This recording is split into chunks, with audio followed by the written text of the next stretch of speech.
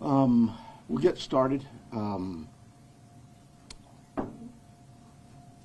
believe it was around noon yesterday we got a call to the Guthrie residence that Nancy Guthrie, 84 years old, was missing.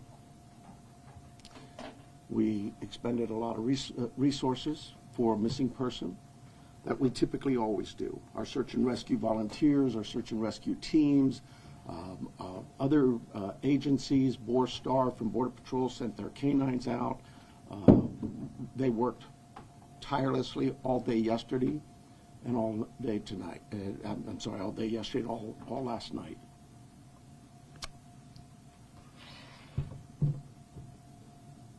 To no avail.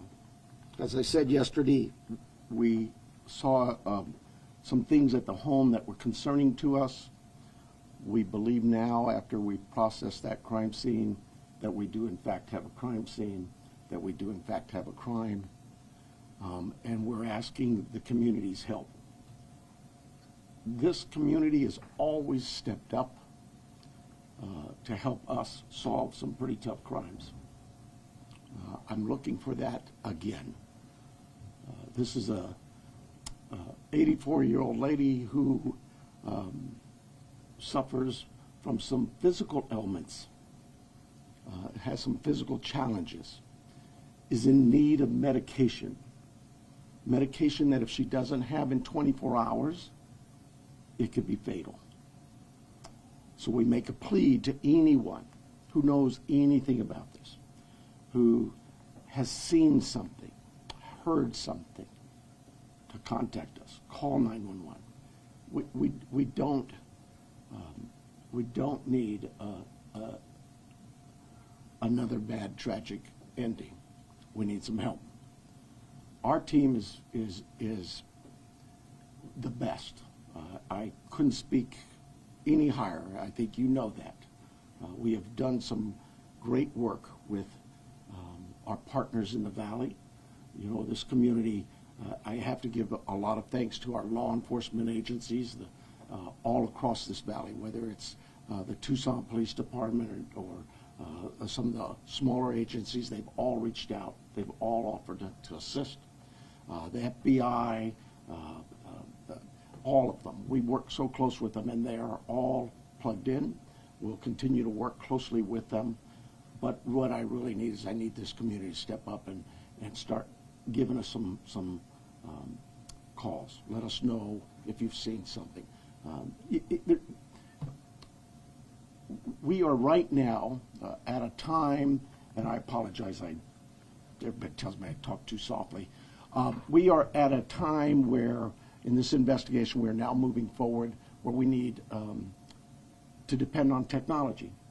You know, our license plate readers, our camera systems throughout the community, anything, everything. And we will download all that data we have from the home, from different pieces of technology we've gotten, and we will use that to our advantage. But the reason I bring this up is that, you know, I'm a cop. I hate politics, but I have to remind our political leaders that they need to quit this banter of every time law enforcement leaders come to you for a need, that you give up these ridiculous remarks about how it's going to be misused. AI is a bad, evil word. The cameras are very bad and evil. I'm tired of that. Those tools in the right hands, with the right minds and the right approaches, are extremely valuable to solving crimes just like this. We need that. We need more staffing. We need a lot of things.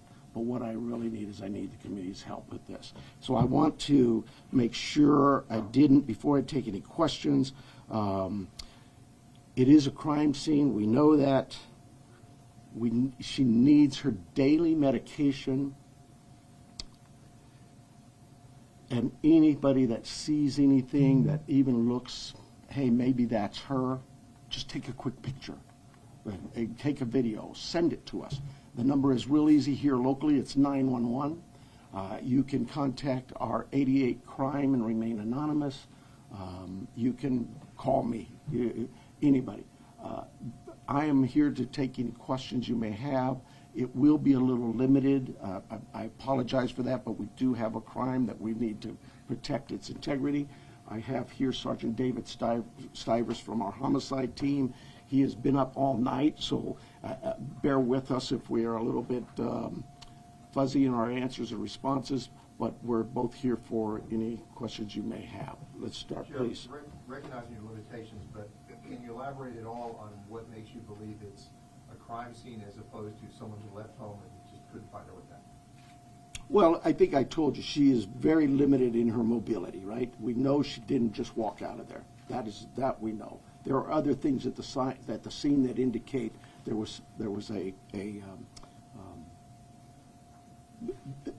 she did not leave on her own. We know that. If you know that plate readers, is there a vehicle associated with this? When I told you we're now at the phase where we're looking at all the technology, all of that is being evaluated as we speak. Let me say this: we've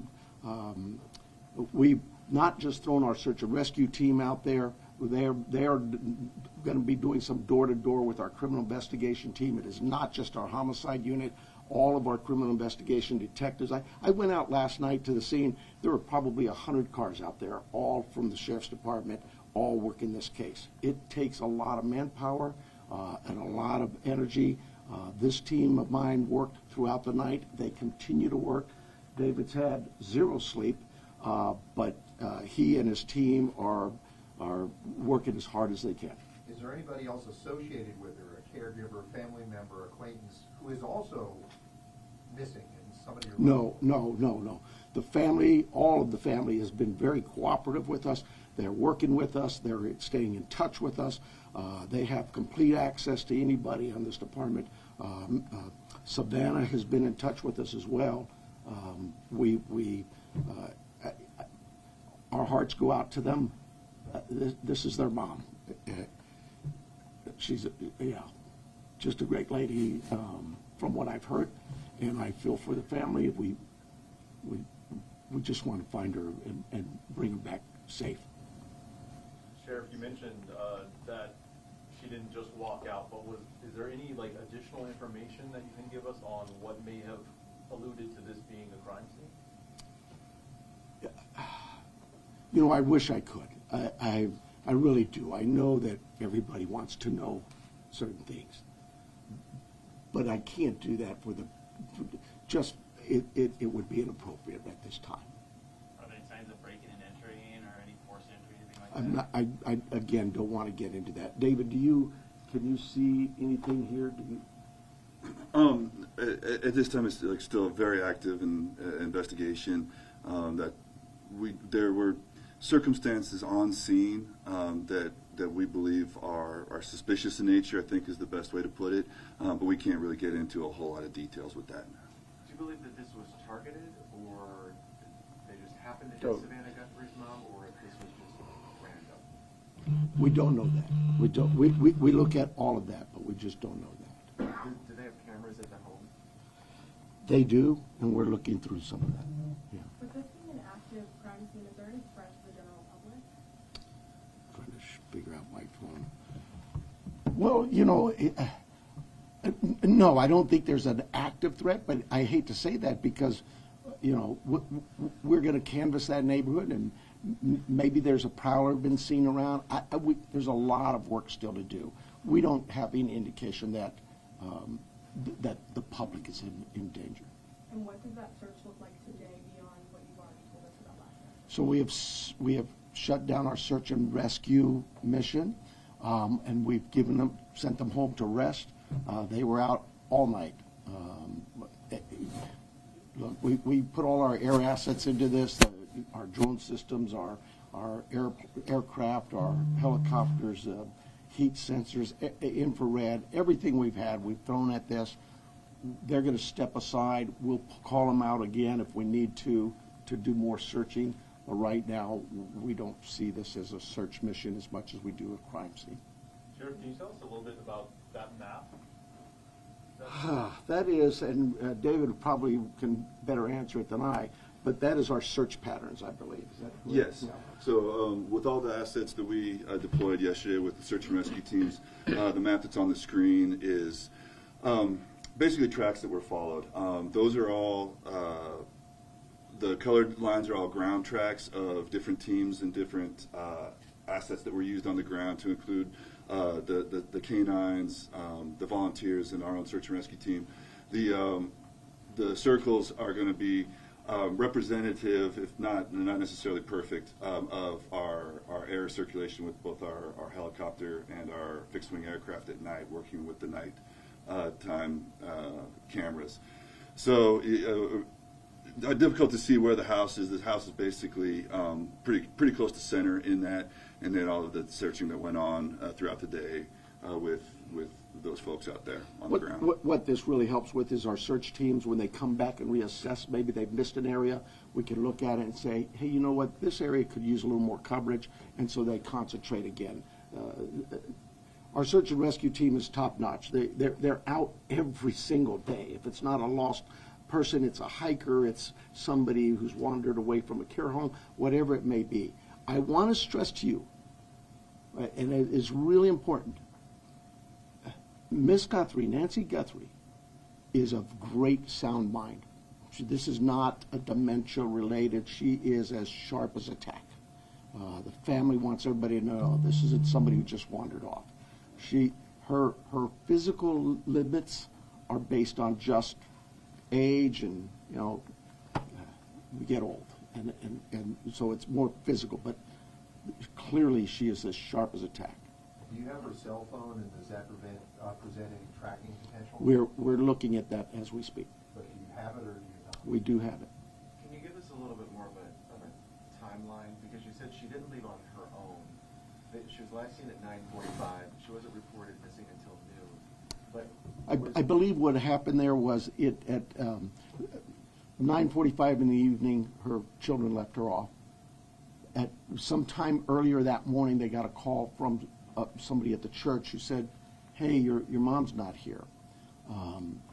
The family went to the house. I'm thinking they spent some time looking for her themselves before they called us, so I'm guessing maybe they got there around 11. So they did some searching and realized we need some help, and they called 911. do you have any idea what time Nancy would have been taken from the home? There's a lot of things working there, and I just can't say that right now. Has Savannah Guthrie, has she had any threats to herself at all? We've spoken to her. We'll continue to work with that. She has a security team that's been in touch with us throughout the night. But we're not going to dismiss any angles for sure. But right now, immediately, we don't know of anything like that. Is she in town or on the way here? She's here. Can you give us any more? What should somebody be looking for? Because when I was out in the neighborhood, the neighbors are obviously incredibly concerned. But is there anything, a tip? I mean, one neighbor stopped me and he didn't know if he should call you or not. Oh my goodness! But Call. So what should somebody be looking for? Well, first of all, I'd ask them, go through their cameras. Go through their Ring cameras, whatever cameras they may have. Don't dismiss it that, oh, well, we really can't see the house. They still might see something. Maybe it's somebody walking by. Maybe it's a vehicle driving by at that time of day. But go through all your cameras in that neighborhood and tell us if you see something. Maybe somebody already, we know this happens, right?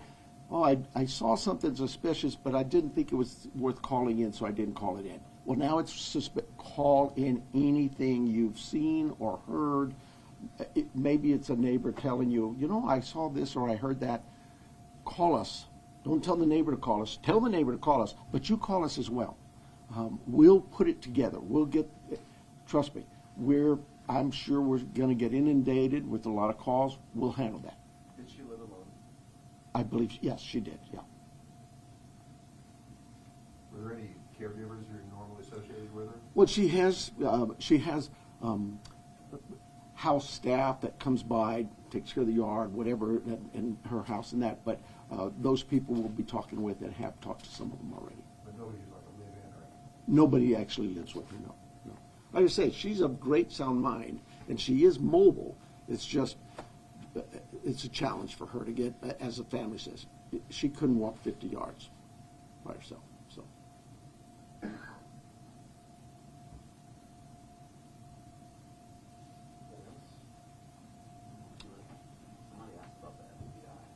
I'm sorry. Somebody asked about the FBI if they're involved. We, like I said, we work closely with all of our partners, whether they're FBI, ATF, ICE, whoever.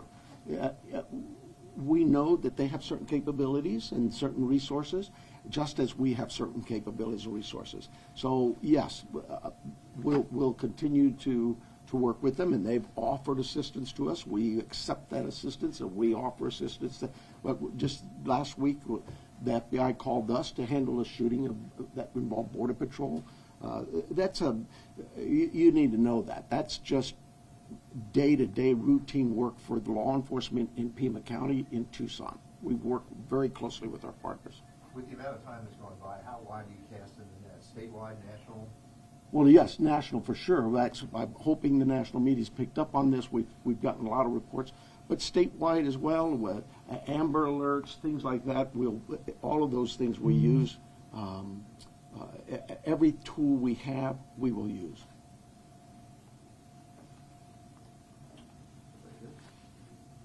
You guys are too easy. Thank you so much. I apologize for being late. I apologize for my political rhetoric of the Board of Supervisors or the City Council. I just get so frustrated, and you know, we just can't do this job without their support. We don't need political statements from the dais and mumbo jumbo. We need them to listen to their law enforcement leaders and really pay attention to the fact that we understand that there's a great potential for abuses in today's world with the technology that's available to us. But you have to, at some point in time, have some faith and trust in your leadership in the law enforcement community to know and understand that we too were elected here to provide a service to our community. I can't think of a community in this planet that wouldn't tell you, number one is public safety.